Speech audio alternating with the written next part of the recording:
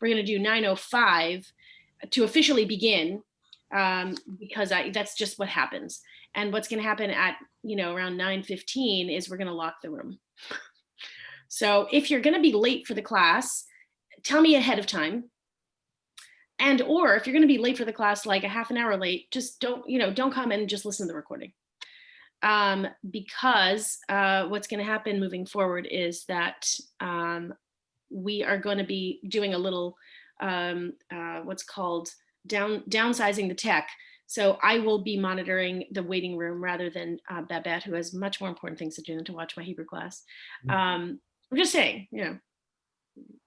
So I will be doing the tech stuff, meaning that I cannot function with that with two eyes in mind. So if you're going to be late, try to make it under the 9:05, the doorbell, and then we're going to lock the room, because it's just going to be unbearable to kind of keep on letting people in, plus doing the screen shares, plus doing all that stuff, as you understand. So that's going to be, and I think we're going to send out an official email to that with those rules, because once the room is locked, obviously you can't really get in. Hi, Stephen. You won't be able to get into the room, and then you're going to be annoyed and frustrated. So if you know this in advance, hopefully you'll, I know it's an ask, but this way we'll get a lot more done by 9:50. So as I said, we're not going to start until we've got a few more people, and then we're going to lock it up. Actually, we're not going to lock it before we tell people we do that, because that's not very nice. But what I have for us today, in light of the fact that I'm sure none of us really slept, I'm not going to assume anything about anyone, but I didn't sleep very well, and I don't think things will, be calm for a while. So I have some music for us that I'll do a little sight reading of a text, which you might be familiar to most of you already, but we're going to do a nice little sight read and a little video from Stephen Weiss Synagogue, and they have a really beautiful musical kind of compilation, and it was done just recently, so it's all still kind of Zoom boxes of choral voices, and it's really beautiful, and it would be a nice way for us to start our day today, start the midweek Wednesday. So hopefully we're going to be able to get to that. So anyone have anything they want to share Hebrew wise? We're going to keep away from politics, because I think that's the best thing for all of us. Any Hebrew revelations that have been observed in the past few days since we last saw one another, or any thoughts about things that you reviewed that you might have questions about? No, it's okay. We could just sit here in silence for just 2 more minutes. Ruth, do you have a question? Oh, Stephen, do you have a question? It's not a question. Excuse me. I'm just going to continue the conversation that we had on email when I asked you about writing script. Oh, yeah. I'm not really interested in writing script. I'd like to be able to write the letters correctly like a kindergarten kid would learn. Because when I write notes to myself, it's a combination of what I could make up with my artistic skills and some scripting that I know. But I'm not interested in the script. I don't like it as much. I really like the classical letters. And I watch you do it on the board, and your hands seem to know exactly what to do. You don't have to stop and think about it. Right.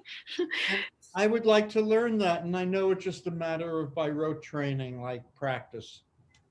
Yes. Suggestions about something, and I don't really necessarily want to study, a scripture or prayers or anything. I just want to make the letters. Got it. Okay, noted. Does anyone want to add on to that with any thoughts, comments, or because if Stephen, this is something that you're totally into and no one else really has that keen interest, I'm happy to take it offline and have that and give you some pointers about how to make that happen for you. Right. Just as an aside, the script writing is, as I said, it's a lot easier. It's kind of, yeah, so the combination of the two is actually, the script writing is kind of a combination of block letters, and then they take the harder letters and kind of turn those into a more a more flowing letter form. So if you kind of look at the global, you'll be like, oh, I can really do this. There's a handful of letters that are like, oh, it's a little bit different, but the rest of them are kind of standard. They look like they're block letter companions, so to speak. And the block letters, to be honest, are not, no one writes in block letters. Like no, except for when you're, even in young kids, I think in Israel, they tend to teach them script because it's just, it's not as taxing to write. And the reason I write it so easily is because, you know, I've been doing this for a while. And I, you know, it's kind of like think about your own, you know, literacy, whatever language you're strong in. You know, it's like I don't think much about it because I've been doing it. No, I understand. So yeah, so part of it is the rote. Yeah, part of it is the practice. I want to get it into my unconscious. So if I'm thinking and I'm trying to write, I don't have to stop and think. Got it. My fingers will know what to do. Yeah, actually, I wanted to say that the reason actually that I want to learn script, although I remember a little bit of it from Hebrew school, you know, some things just, you know, are still there. Yeah. But the primary reason that I want to learn it is so that I can take notes, because I find like you know, like even in the, you know, in the summer, there were times when I was trying to take some notes in either this or the other class, and well, you know what, I think, you know, if I can't write Hebrew, I can't take notes. So I hear you, and I think that those are two very, very good points. Why I wanted to hear, yeah, because that's a really very, very valuable information, and I don't think it's not hard, and I don't think it would take us. It's not going to take weeks and weeks of, you know, precious time for us to figure out how to get the baseline. So if you're into that, we can do a Monday. We can even do 15 minutes of it, of just showing you what it looks like and showing you the form. If I can certainly understand that for some people, you know, they don't need that. You know, they don't need it. So, you know, it would be, and I know in the Olive class yesterday, it was, you know, I think the general reaction was, oh my God, not something else, you know? Yeah, and the truth is once you see it, then I think it's like, you take a step back and you're like, oh, actually, it's not really that difficult. So, okay, I'll put that on. No, I agree. I don't think it's that hard, but it's not difficult. Stephen, I just want to say that in our last class, I was taught only script in Hebrew school. It never even occurred to me to learn block letters in the entire Hebrew school. But watching Mia write and figuring, okay, let me try to take it on. I did some Google searching, and really on your own, it's very easy to, I don't know if you can see this or it's in the right form, but you get a chart like this and every letter has the arrows, which you do first, which you do second. There's a logic. And I just started doing it. And it's, you can do it on your own easily for the block. Nina, would you mind sending either to the email list or in the chat? Would you mind sending the link to that Google? It doesn't have to be now. It obviously okay. Now. You could send it to me. Yeah, I will. I don't even remember. I studied a lot, but I'll find this one again because just easy. While you're on the phone, whatever, you just make the muscle memory. You know? Yeah, and we can go over that a little bit, and it doesn't need to take up too much time. So without further ado, let's go back to our. Now we're at 9:08. So we've got a you know, whoever's here is here. Whoever's not here, that's all right too. Okay, so what we're gonna do today is we're gonna go back to the review, which was a kind of condensed version of each of the chapters. And we landed off in chapter 2 talking about plurals, about the masculine, feminine endings for plural words, which I believe, and I don't know if we completed this or if we just kind of talked a little bit about the imot. This was page 27, and obviously some of that's not correct. It was not page 27. It's page 25 and 26. With the endings of certain words and recognizing the im and ot as being the masculine and the feminine endings for nouns. And also something to note, which is going to come up when we look at that famous participle, the construction of the present tense / the ing. Do you remember we did that? Was close to the end of last semester. We looked at that. The endings are also very similar. The im, the yud mem ending for masculine plural, and the ot ending for feminine plural are also not only the endings of plurals for nouns, but they also function in the grammar, the present tense grammar form of verbs.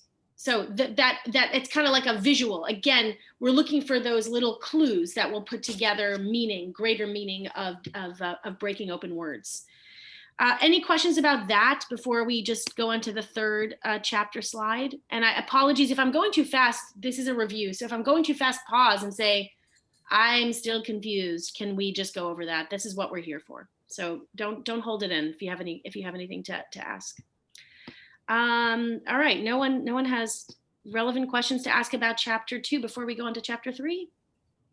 Okay, so we're gonna do this. We're gonna go to chapter 3. And this is what chapter 3 is gonna look like. I'm gonna move you guys out of the way, hold on. Okay, so what we have here is not very much going on here. Actually, I'm going to take that back. We have this idea of the word pairs, and that actually took up a lot of our time. If I remember correctly, our last semester, we spent quite a bit of time talking about word pairs, and we're going to go right back into that. So chapter 3 review, basically we have the 2 root forms of shin mem resh, guarding or keeping, like shomer Shabbat, right? Shomer, the guarder of the Shabbat, someone who keeps the Sabbath, and boreh, bet resh aleph, like as in the creation of the world, Biriyat ha'olam, the creation of the world. And we said that word bet resh aleph is really used primarily when talking about divine creation. We don't use it really to say, I have created, I mean, you could say it in a very kind of imaginative way, I've created a superb meal, right? But you wouldn't really use that. In Hebrew, you would reserve that word when talking about God, which is why it's found primarily in biblical text and in liturgical texts. But the word, of course. Yeah. Oh, yeah. Just, the shin mem resh. Yeah. I just don't know the word, but the word when one stays with a body after. Yes. What's I was just gonna say that, Sue. I was just gonna, yeah. Is it, what's the word? I know it's Does anyone know before, Nina, do you know what the word is for that? Shomrim. Shomrim are the plural. What's the singular? Shmira. Shomer. Okay, so we've got 3 words. Yeah, we've got 3 words here. So we have shomer, which is the keeper or the guard, in the same way that we use that as our example of like shomer Shabbat, the keeper of. The plural of the guard is guards, shomrim, and that's the noun, right? But it's also the verb, because again, of that participle, which we're going to look at again, it can mean a noun, guards, or it can also be he guards or he is a guard. They are guards of the body. So shomrim is that the noun / the verb. The word shmira it means guarding. And that is also, and I suppose that's a noun too, the guarding of. Shmirat haguf. Shmirat haguf. So we're going to look at that in word pairs. That'll make it actually. Thank you for bringing that up, Sue. That was a perfect example. Yes. So I'm sorry. No, go ahead. Would you mind taking one of the forms that's the noun and the verb and putting them in 2 separate sentences? Yeah, and I can also type them out. I was just getting my Hebrew keyboard and hoping that this is going to allow me to do this. So I'll make that a little bit bigger and make it in black because the blue font is really disconcerting. Hold on a second. Looks nice. Oh, blue. Keep it blue. Blue. All right. Keep it blue. All right, keep it blue, and then this way it won't. Okay, got it. Okay, so Sorry. No politics. I'm very. Oh, why? See, sometimes it lets me write, sometimes it doesn't let me write. I'm gonna try that one more time. Hold on a second. Yeah, we're gonna hold our horses here. All right, it's not gonna work. I'll come back to it. I'm gonna come back to it. So the question was, can we do a sentence with those 2 things? So shomer. So hu shomer, he is a guard. Hu shomer Shabbat, he keeps the Shabbat. Okay. Yeah. And then shmira is going to be like the noun shmira. So like Moshe was on shmira duty last night on guard. Like that word shmira is like the noun form of the verb. Is that kind of helpful? Yeah. Okay, so this text box is not going to work for me right now. That's okay. Okay, so shomer, shmira, and this is actually helpful for us because we're going to bring that back into this idea of word pairs. So any other questions about these two now, these two root bases? They'll come up again, and then, you know, I'll say, oh, remember bet resh aleph, create, you know, they'll come back again. It's not really a big deal. And if you, and I think we talked a little bit about this, if you wanted to create flashcards for yourself with these roots, go for it. I mean, it's only beneficial. The other thing to note is because we're going to pull out words out of these roots that are familiar, it's easier to learn the root. So if you already know the word Shabbat and you know what Shabbat means, then when you look at the root shin bet taf, then you have that association of, I already kind of know what the meaning of the word Shabbat is. Does that make sense? Same thing with like shomer. So if you say, I know what shomer Shabbos means, like I know the concept of shomer Shabbos, if I break it down to actually understand what it means keeping of. So the word shomer or shomer is to keep or to guard. So when you're learning the roots, it's nice to have one word that you can connect to that. Okay, so moving on to the grammar section, and this is the one in this chapter that's really like, that's going to be a mouthful, and this might take us through most of today, or we might feel very strongly about it and not have to spend that much time on it, but I'm happy to spend time on this, word pairs. We're on page 42. Who remembers what is the big deal? What's going on here? What is this concept of word pairs? In Hebrew, it's actually not called word pairs. There's a term for it, and the term is smichut.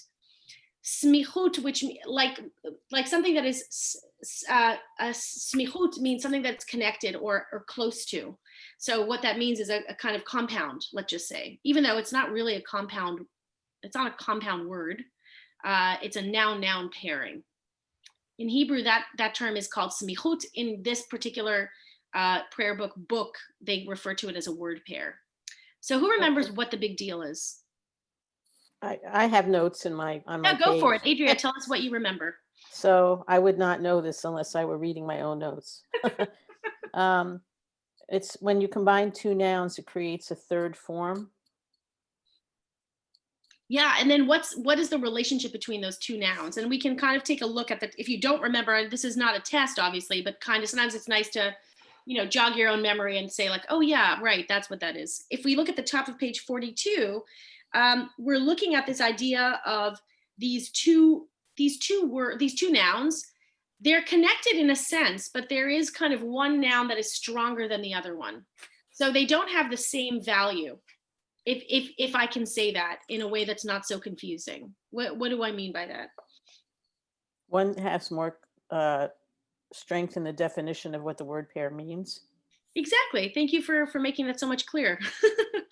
Yeah, exactly. So the one noun is kind of like the object, and the second noun defines what type of object that is. So I could say, if we're looking at the word shmirat guf, and I'm going to try the text box one more time just for my own,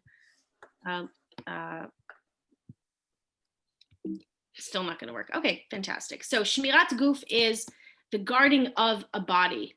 Shmira is I'm just going to write it. Maybe it'll work if I just write this with a pen rather than with a text box. All right, so she, me, rat. And when we get to script writing at some point, you'll see how much easier it's going to be for me to write this as well, because it's not going to be quite as blocky. She, me, rat, and that's a resh. Shmirat guf. Guf is the word for body in Hebrew. I'm kind of making up this word pair. I don't know if this is actually a thing, but it's going to work for our purposes.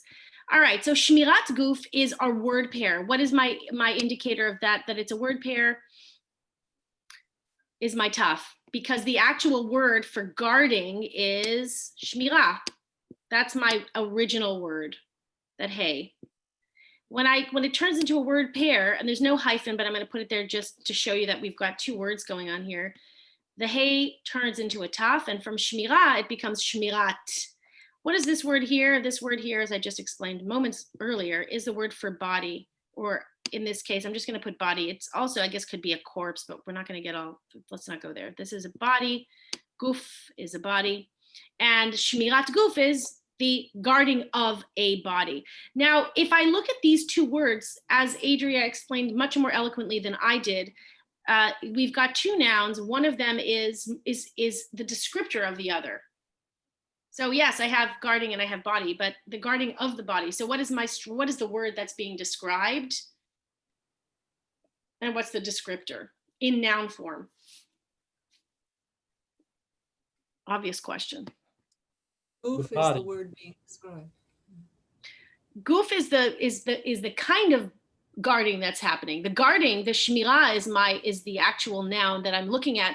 If I wanted to figure out how do I expand upon this word pair, the strong word in this is the guarding, right? Oh, But Because if you're thinking at this with an English language brain, which Go ahead.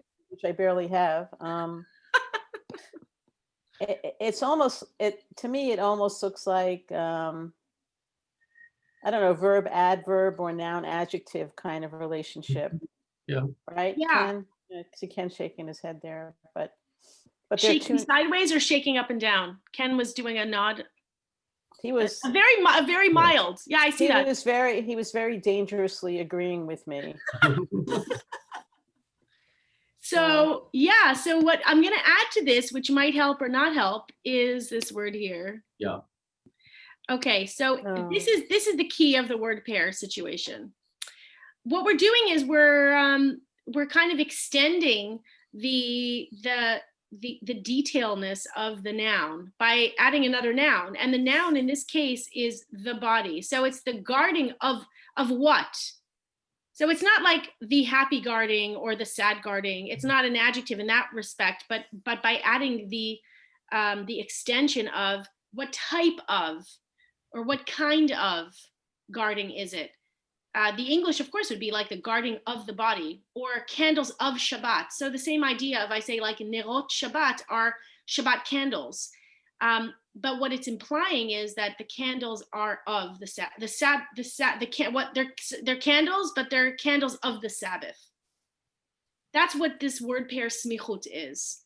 It's kind of extending the noun by building on it a supplemental, more detailed noun that explains what type of.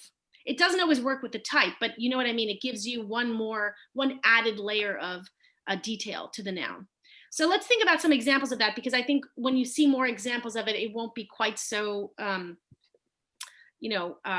lofty a concept. So let's look at the one. Can I ask one clarifying Absolutely. question? Are you saying that given any word pair, it's the first of the words, as you're reading Hebrew from left to right? Yep. That's the heavier, the more meaningful, the more important? Yeah, I'll do it again. I'll show you a different one, which might be a little bit easier to understand. All right, so here's the word. We know this word. I don't even need to give it the kamatz. You know what this word is, right? Yep. Okay, Torah. Now, I want to say a Torah of life. What's the word for life? Chaim. Okay, good. Okay, great. So I've got chaim. And I'm not going to put any vowel on this because you already know what it is. I'm not going to bother with that. Now, if I want to say a Torah of life, I would say Torah, and I would bring in the word shel. I would say a Torah of life, Torah shel chaim, right? And here's my shin that is going to be, here's my script writing of shel so that you can see what it looks like. A lot easier to write. Okay, so here's Torah shel chaim, the Torah of life. But what if I want to turn it into this? I want to turn it into a statement. I want to turn it into something that I can just kind of flow with and then use that cluster. It becomes like a cluster in a sense that then, and I'll explain to you what you were saying. We were talking about the strong word, how we work with that. A Torah shel chaim will become what if I turn it into this idea of smichut? What do I do? Torah. Okay, the hey becomes a taf, Torat. And then what happens next? I say shalom to the word shel, get rid of that, and then it becomes Torat Chaim. Now, is that a phrase that you've heard before? Possibly Torat Chaim. There's a lot in the Siddur that comes in that phrase is used. Torat Chaim. So now what happens is now that I have the word Torat Chaim, I can use that particular cluster and I can go further with it. So I can say like, Zot Torat Chaim. This is a a Torah of life. In English, it still doesn't change. That word of still belongs in there. It doesn't really change the English translation. But what it does in Hebrew is it allows for me to manipulate the word in a way that I can put it into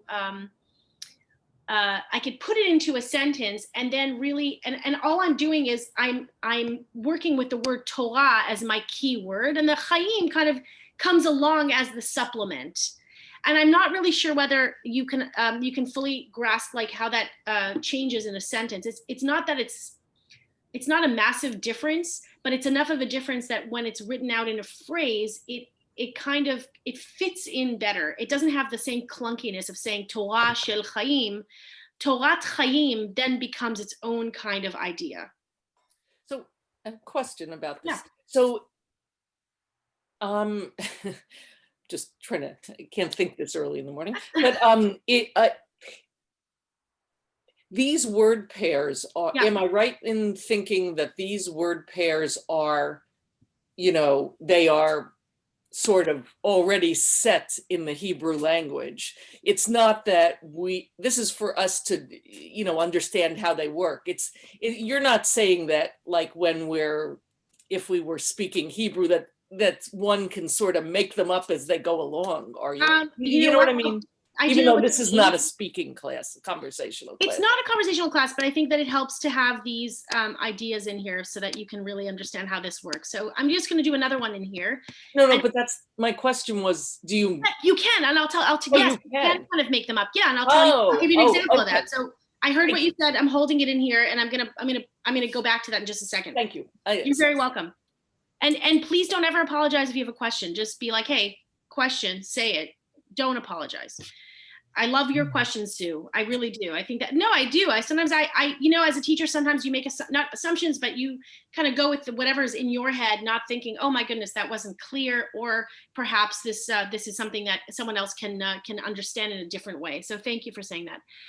So here's Simchat Torah. We know this one. We go back to this one all the time for obvious reasons. So we have Simcha, our original, Simcha Shel Torah, happiness of the Torah, Simcha Shel. And that's why the of is in this chapter as well. That's why they introduced this particular little guy in this chapter, because it really does relate to this idea of word pair. Ha-simcha shel ha-Torah, or simcha shel ha-Torah, happiness, rejoicing of the Torah, becomes simchat Torah, right? We get rid of these guys, the hey turns to a taf, and it becomes simchat Torah. So that's, again, these are classic word pairs, but I'm going to go to what Sue said. And I think I may have mentioned this last semester, but maybe it was in the Gimel class and not in your class. So there's a concept, let's say, for instance, if I'm coming up with a word like, okay, I'm gonna move from the feminine for a second to the masculine form, because we talked a little bit about how the two forms that, actually, I just gave it away.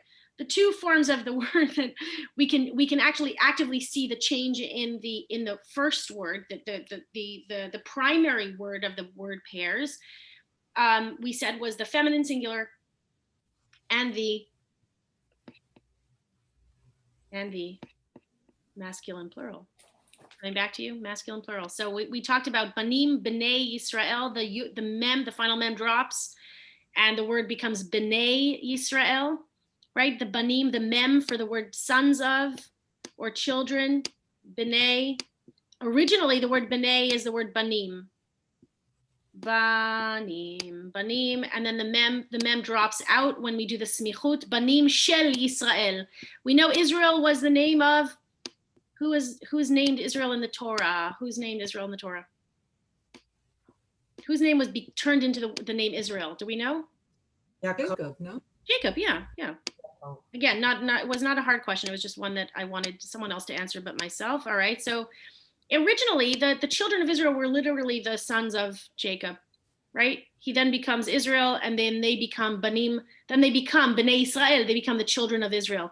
But originally, Banim Shel Yisrael literally means the children of Israel. The smichut of that with the masculine plural. And then, Sue, I promise I'll get you your question about the. Okay. Yeah. No, I don't want to forget it because it's a good answer. So this one has a vowel change. The yud stays, the e turns to an a, and of course we get rid of the shel, right? And it becomes B'nai, and there's a vowel change in the bet as well. Sorry, B'nai Yisrael. And that again is visible. We could see the difference in this, as in the same way that we saw the difference between Simcha and Simchat Torah, right? The way we saw Torah and Torat Emet or Torat Chaim. The hey for Torah turns into a taf. So these are the visual elements that make it very clear that something is a word pair. So for instance, if I wanted in modern Hebrew, I would say that the word for slippers did not exist in a Mishnaic Hebrew. Maybe it didn't exist in Mishnaic Hebrew. Maybe those guys wore slippers and they needed to have, a word for slippers, right? Definitely didn't exist during the time of the Torah. Definitely was not a word. So what is the word for shoes in Hebrew? And this is going to yes, these things can be constructed and still are today. The word for shoes is, anyone? It's a hard one. Nah, that's a really terrible nun. I'm gonna do this in script because I'm gonna show you why the nun is so much easier in script. Ready for this? Stephen, here's our nun. Here's our nun. It doesn't have a little top, so it's already easier. Na'alei or na'alaim is the word for shoes. Yeah. Na, la, im. Word for shoes. All right.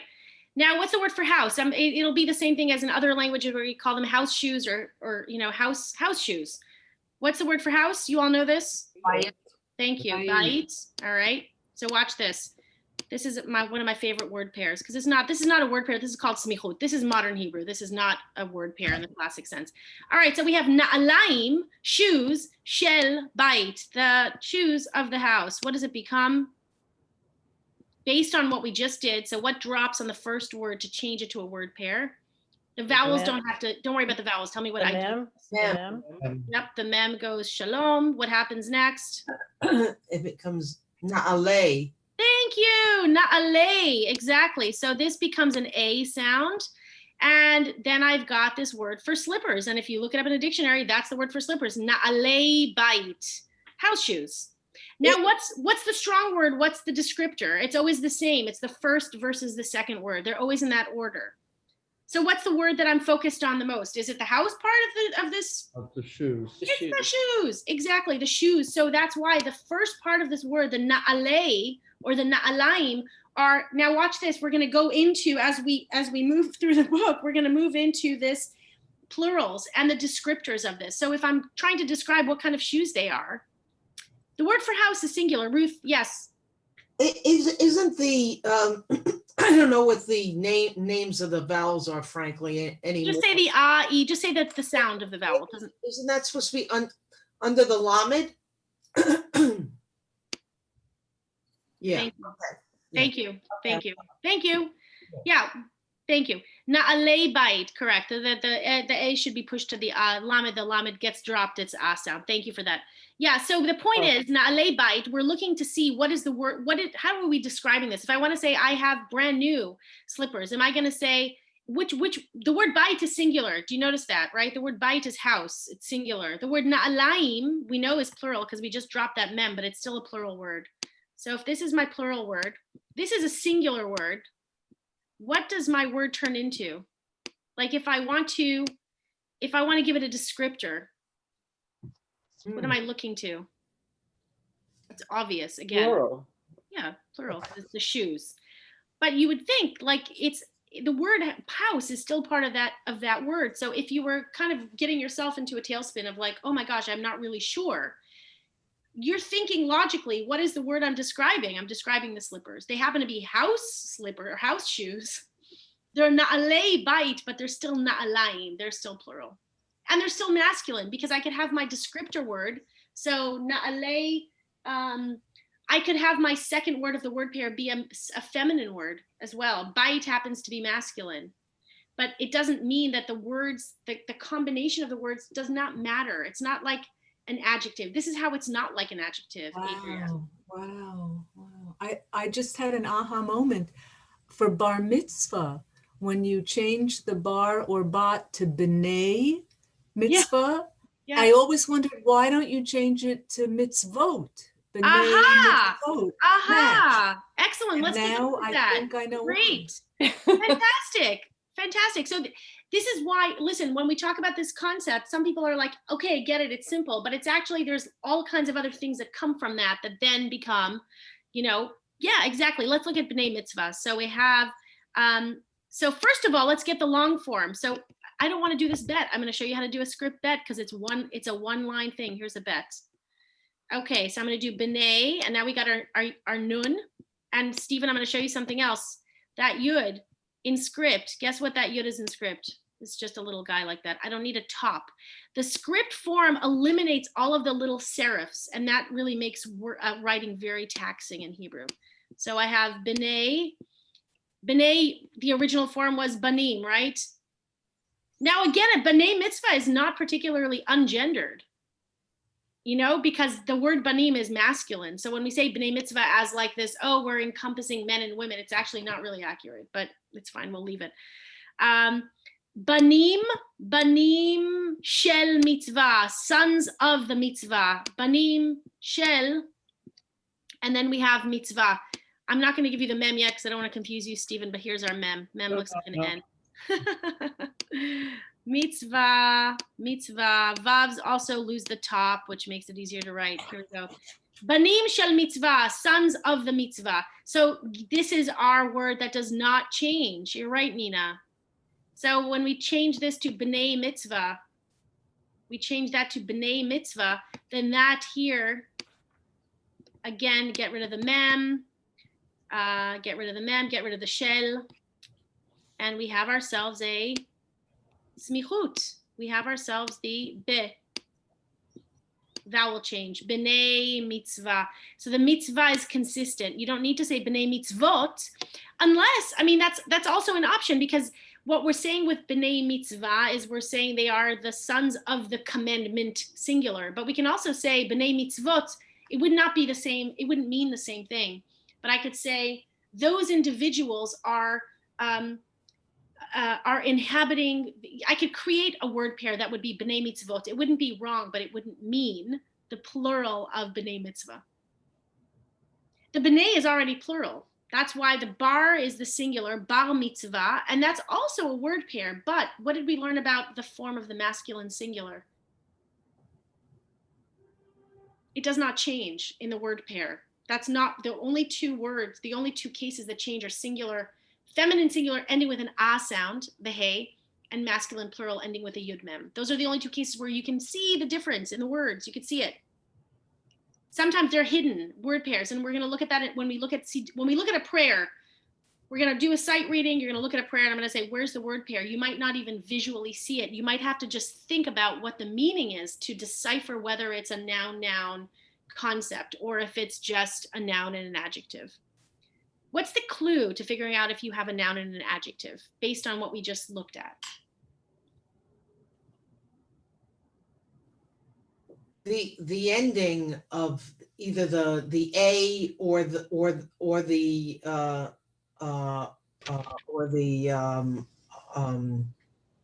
at, the t at the end, is that the key? Well, where would you look if you were looking for an adjective? You're on the right track. When you're looking for an adjective, which of the words, generally speaking, is the modifier, or which of the words is the modified? The second one is the adjective. The second Right, one's it comes generally the next adjective. So in Hebrew, if I'll say a big house, how would I say that? Bayit gadol. Bait gadol, exactly. If I wanted to say a small Torah, how would I say that? Torah katan. Torah's feminine, so give me the adjective is going to have Katana. That's it. So that's how we're figuring that out. How are we distinguishing between word pairs and a noun adjective? That the adjective, which is going to be the second word, like look at the word Torah ketana. I'll put this up on the board as well so you can see what this looks like. I'm giving you, and if you're not understanding my train of thought, what I'm doing now is I'm just showing you what word pairs are not. They're not a noun adjective. So here's Torah ketana. So versus Torat chayim.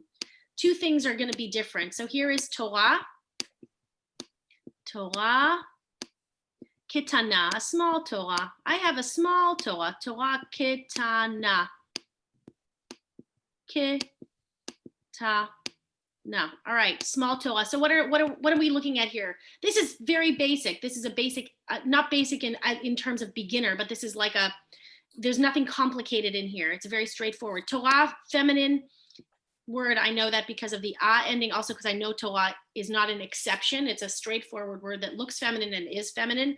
Kitana is going to end with an ah sound as well. Versus, what's my masculine form of small?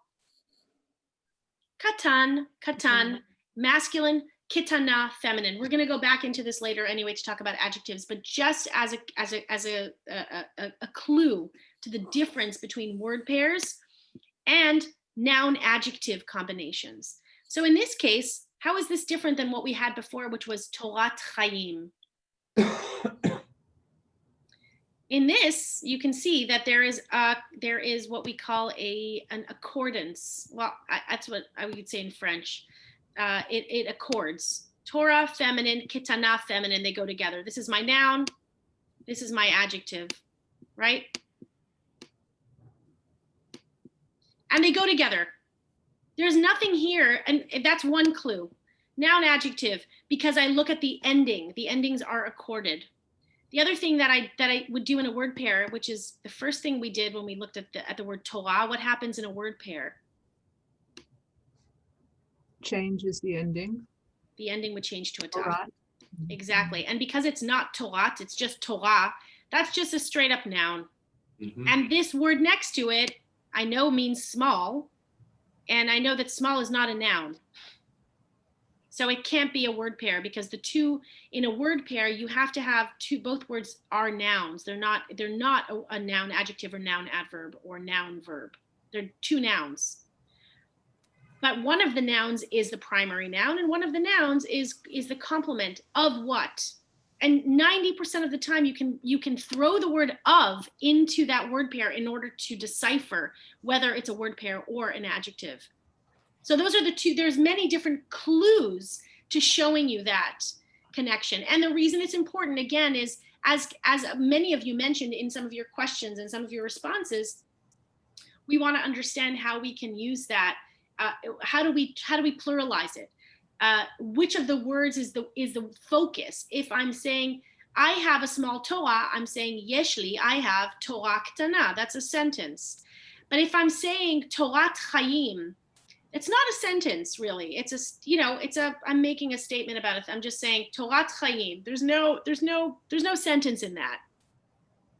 Whereas if I'm giving a noun adjective, I can say Torah ktana. I would probably have to say like this is or I have or something along those lines. But Torah ktana is a very different sentence than Torat Chaim, if that makes sense. And if it doesn't make sense, that's okay too. It's not a concept because it doesn't exist in English. It's a little bit, a bumpy concept. Open to questions. Yeah. I have a question. Yes. When you show the construction and you put the shell in there in the middle and you change the ending. Yeah. Was there a time when the word pair existed with shell and then it just got contracted or it disappeared to make the language quicker, or good question. Did it evolve from Let's look at page 46. Let's look at page 46 because it might answer it in here, and then we have some examples again of using the word shell. So anyone want to read the little box on the top, the enrichment box? Adria, why don't you read that if you don't mind? You want to read the top? You mean what's in the box? Yeah, the word shell. The word shell. The word of or shell is implied in Hebrew word pairs. There is, however, a Hebrew word that means of, the word shell. This word appears in the blessing over Shabbat candles included in the reading practice at the beginning of this chapter. Okay. Ner shel Shabbat. Yep. Keep going. Okay, the word shell appears in a few other contexts in prayer book Hebrew, but in general, it appears much less often than word pairs do. This is because the word shell is a post-biblical Hebrew development. Newsflash. It does not appear in the Bible, nor in prayer book passages that are quotes from the Bible. As the Hebrew language has evolved and changed over time, the word shall has come into greater usage. It is quite often used in modern conversational Hebrew. Right. Okay. So thank you. That hopefully answers that question about the word shel. And the other thing to note is, thank you for reading. I hope did that clarify things a little bit? Yeah, I mean, I just bring it up because, language, all languages, I guess, evolve. Absolutely. know. Every language evolves. There's no question about it. So I Absolutely. was just wondering, did people just get tired of saying shell and they figured, that's one word we don't need anymore, or? I love that. I love that. Well, we do know that Hebrew is very efficient, so that might be part of it too. It's like, this is an easier way to kind of, and because the idea of word pairs as is something that is it's old. It's much older than the shell. The shell, you're right, comes in afterwards. May I say something? Yeah. Yeah, I think that's true what you're saying, Adria. In linguistics, it's called a deletion. And we begin to delete certain things in language Like a couple. that have just become assumed, that it becomes a shorthand, which makes it difficult for non-native speakers to learn the language because we have to learn the shorthand as well. But I agree with you. I think that's an interesting point. I mean, I find Another thing. when I listen to spoken Hebrew, and I think the word shell is poetic in a way.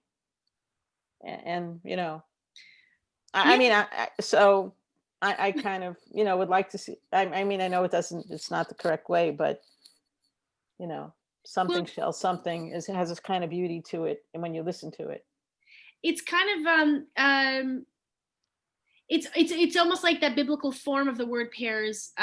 You're right. It came first. There was something about that then was like, oh, let's break this down, because I do think that it can be so confusing that when you take a word like Simchat Torah and you say Simcha Shel Torah, there is kind of like the instead of the kind of like Tzimtzum, we call it, right? The idea of everything is kind of put into a squished together. There, it's the opposite, right? It's the opening something up and saying, like, what are we looking at? What is the? Well, it highlights it. It gives it more prominence. Yeah, but that's not the way it's written. That's not the usage anymore. No, but you can still do that. It doesn't make the word wrong, but it just kind of creates an elongated explanation for the word. And so again, in Hebrew being such a language of brevity, we have these. My favorite example is b'mitzvotecha, in your commandments, like that whole idea that you could take a word and have 4 or 5 English words in one Hebrew word. Unlike German, which is really smushing a bunch of things together, we have the idea of Hebrew having these very short prepositions, these inseparable prepositions, these inseparable pronominal suffixes, all of this stuff that goes into a word that then smushes it all together, and you're like, oh my God, all I have to do is take it apart. So the word pairs is part of that. It's kind of part of the language, the way it's built in this very compact kind of way. So you're more than welcome, when you're trying to figure something out, put the word of in there, put the word shell in there and say, does that change the meaning? Yeah, Ruth. I just, I'm not going to add to your conversation. I just wanted, for my own understanding, I'm trying to distinguish between the word pair and the adjective. I wanted to ask whether this summary is correct, that in a word pair, there have to be 2 nouns. So it's not a modifier and a noun, it's just 2 nouns, and there's no agreement between the masculine, feminine, and the plural singular. While no agreement. Okay, well, pause with that statement. The first statement is correct. It has to be 2 nouns rather than an adjective. The second word is not an adjective. The second part of your statement is that the reason I bring out the singular feminine and masculine plural is that in those forms, there are changes to the primary word. So there are physical changes either in dropping a letter and replacing it with another, as in the hey turns to a taf, or dropping a letter entirely, that is to say the masculine plural drops the final mem. I have 1 minute to go before I have to let you guys go. But it doesn't, that's just for us an indicator that it is a word pair. In a masculine singular word, like melech haolam, the first example they give, a sovereign of the universe. Or Melech Olam, it could be a singular as well, like a king of a universe. Melech Olam, the Melech is the same word with or without the modifying noun, because it doesn't change in that form. The masculine singular doesn't change, and the feminine plural doesn't change. Why? What does the feminine plural form end with? What is ot? With a So it T. already has a taf. So that's why it doesn't change, because the taf is already there. So so Ruth, it's just about that. Those two forms are just ways for us to be able to find the word pairs. So we're going to continue the conversation on word pairs. I knew it wasn't going to end, and I don't want it to end because there's a lot to say about it. My homework is going to be that I'm going to find us passages that have a lot of word pairs, and I'm going to ask us to do a little word search on Monday of those, so we can try to find them and get used to seeing those. Unfortunately, I didn't have a chance to play you this beautiful Matovu that I wanted to play with a sight reading, but hopefully we'll get to that next week. Hope that you guys have a wonderful, I'm going to say this in the most exaggerated way, have a wonderful day, a wonderful week. May only good things happen to us, because that's all we can pray for at this point. Thank you so much for being a lovely class as usual, and send me an email if you have questions. And that's it. Take care of yourselves, all of you. Shalom lehitraot. See you soon. Bye. See you on Thank Monday. you, Mia. Bye. You.